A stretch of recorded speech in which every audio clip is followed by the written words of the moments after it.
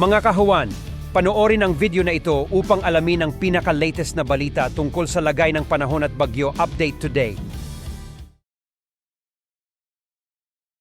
Sa ngayon po, tanging easterlies pa rin o yung hangin galing sa silangan ang siyang umiihip po dito sa may parteng Visayas and Mindanao at meron lamang mga thunderstorms na localized sa natitirang bahagi po ng ating bansa.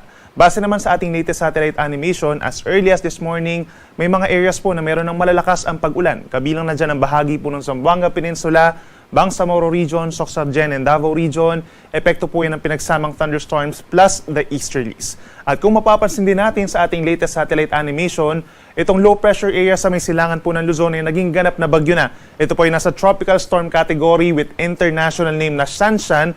Contributed po ito ng Hong Kong. Sa ngayon po yung distansya nitong si Bagyong Shanshan ay 2,140 kilometers east of Central Luzon as of 3 in the morning. Mananatiling malayo pa rin po sa ating kalupaan at walang direktang epekto sa ating bansa.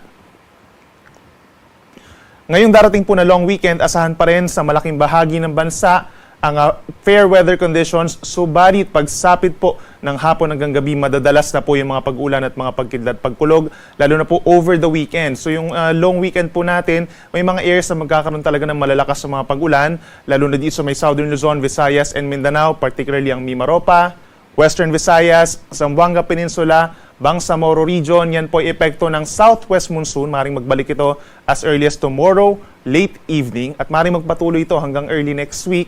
Plus yung tinatawag natin na trough o yung outer portion nitong si Bagyong Shanshan. So maaring magkaroon ng mga convergence or mga kaulapan dito sa may areas ng Southern Luzon. At itong mga circulation, mga shallow circulation sa tinatawag at mga cloud clusters, ang maaring mag-trigger naman po ng southwest monsoon or habagat dito sa may parteng Visayas and Mindanao. So make sure po na meron tayong dalang payong at lalo na doon sa ating mga kababayan dito sa may Southern Luzon, Visayas and Mindanao, yung mga nabanggit natin na lugar, habang yung fair weather conditions actually mas iiral po dito sa may Northern and Central Luzon, kabilang na rin ang Metro Manila. For the next 3 days, andyan pa rin yung bahagyang maulap at minsang maaraw naman na kalangitan dito sa may Northern and Central Luzon. Medyo mainit nga lang, lalo na sa mga kapatagan na sinasamahan lang ng mga pulu-pulong mga pag-ulan or pagkidlat, pagkulog. So lagi po magantabay sa ating mga advisories and warnings regarding po sa mga magiging pag-ulan natin sa susunod pa na 4 na araw.